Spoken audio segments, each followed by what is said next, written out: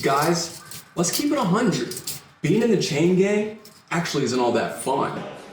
For example, because of the close quarters, we know that infectious diseases like HIV, Hep C, tuberculosis, and now COVID-19 can spread rampantly. It's hard to find the causality of a lot of these conditions, but health conditions like hypertension, diabetes, asthma, etc. are often neglected by the prison system. Additionally, we know that there are significant mental health and substance use disorders that often go untreated. These are also exacerbated by the stress caused by imprisonment. But wait, there's more. Emerging research also suggests that these adverse health outcomes can also affect the family and surrounding community. This includes increased child mortality and behavioral problems among children, and overall rises in violent crime in different communities. Despite all of this, the United States still leads the world in incarceration rates, and this boomed in the 1980s after we got tougher on crime.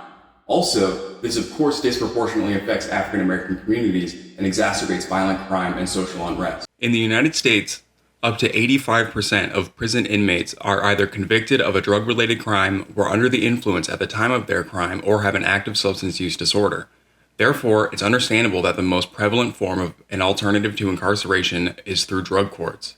Drug courts are a form of courts designed specifically for inmates with substance use disorder problems or people who are convicted of drug-related crimes. They work by redirecting participants into drug treatment programs instead of incarceration. Research generally indicates that these drug courts are effective. However, there are limitations and caveats to that, and the research is far from unanimous. In a meta-analytical review by Mitchell and colleagues in 2012, findings indicated that drug courts were likely effective. However, this was heavily moderated by the type of court. Specifically, adult and DWI courts showed significant decreases in recidivism. However, juvenile courts showed a much weaker effect.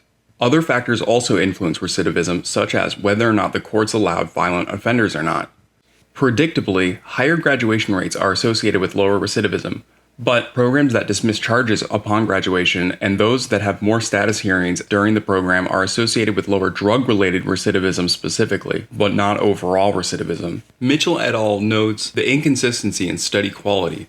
This is also elaborated on in a literature review by Randall T. Brown in 2010. In this review, Brown collected literature surrounding the efficacy of adult drug treatment courts and compared them to a traditional adjudication. However, Brown categorized these different studies into non-experimental, quasi-experimental, and experimental studies. He found that non-experimental and quasi-experimental studies generally suggested that drug treatment courts are efficacious. However, the methods employed by these studies can lead to potential biases due to observational designs. The scarcity of experimental studies is a significant limitation in the current literature. The potential for selection bias in quasi-experimental and observational studies is a significant limitation. Findings in the few randomized control trials were much less promising and produced mixed results. Additionally, Brown identified inconsistencies in measuring dependent and independent variables. As a result of all of this, he calls for more consistent measurement of these variables and more experimental studies before we can definitively claim that adult drug treatment courts are efficacious. Besides the users themselves, most drug court crimes are considered victimless, so you may be wondering, what alternatives exist for victimized crimes? As Americans, we are familiar with the system known as retributive justice, which is a form of criminal justice based on the punishment of offenders rather than one of rehabilitation. When someone commits a crime, typically we expect them to face some form of punishment. Usually, this punishment is incarceration, like we're talking about today. However, other punitive measures of retributive justice include fines, community service, or the death penalty. However, it's important to note that this is not the only criminal justice approach. One alternative method is called restorative justice. While retributive justice focuses on punishment, restorative justice is a collaborative approach that utilizes empathy and brings together the offender and victims. One criticism of the retributive approach is that victims are often completely neglected in the criminal justice process. Oftentimes, no effort is made to actually heal the harms caused by the crimes. Rather, victims are just supposed to be satisfied with knowing that their victimizers face some form of punishment. For most, however, this is not enough. Restorative justice aims to remedy this by actually uniting the offender and victims. with the goal of helping them collaborate in order to find ways that the offender can work with the victim to identify methods that the victim feels will help their healing process and make things right. Sometimes this is as simple as an apology. Other times it can be paying back stolen money or giving some form of compensation for stolen goods.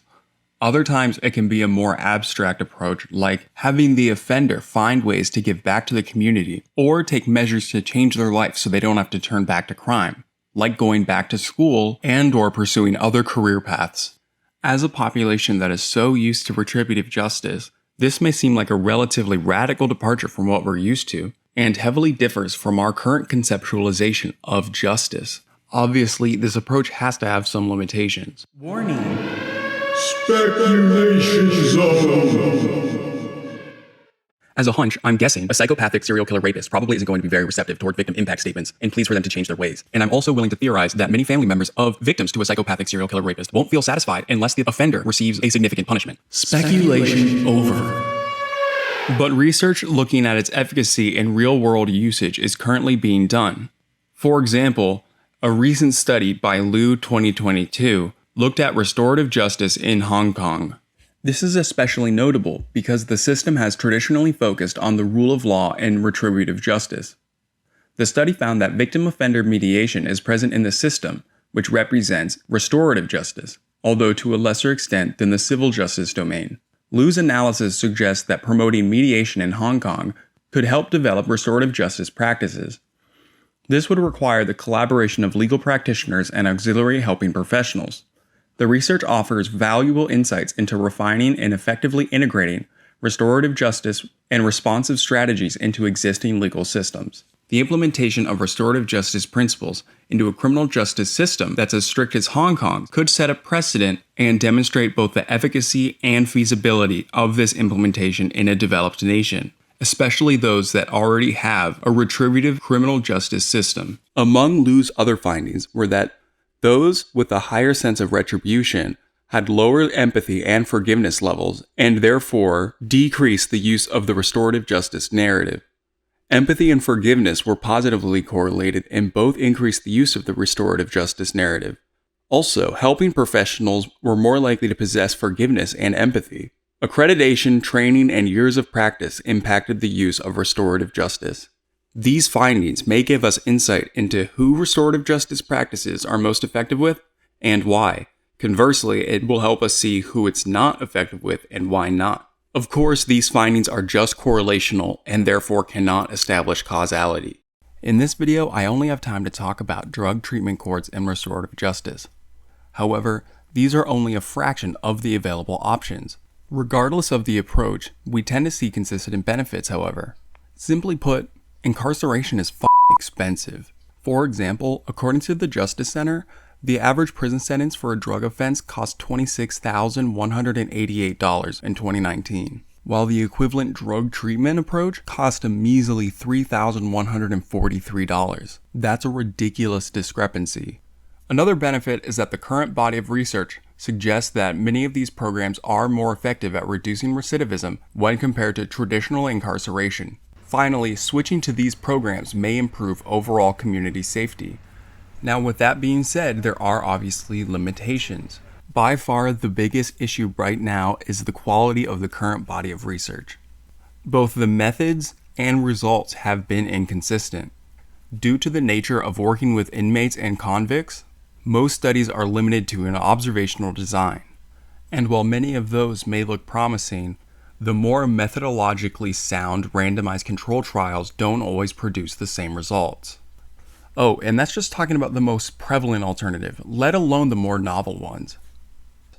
Before the research is ironed out, it is difficult to definitively say that alternatives to incarceration are ultimately more effective, less harmful, and will help communities more than our existing incarcerative system.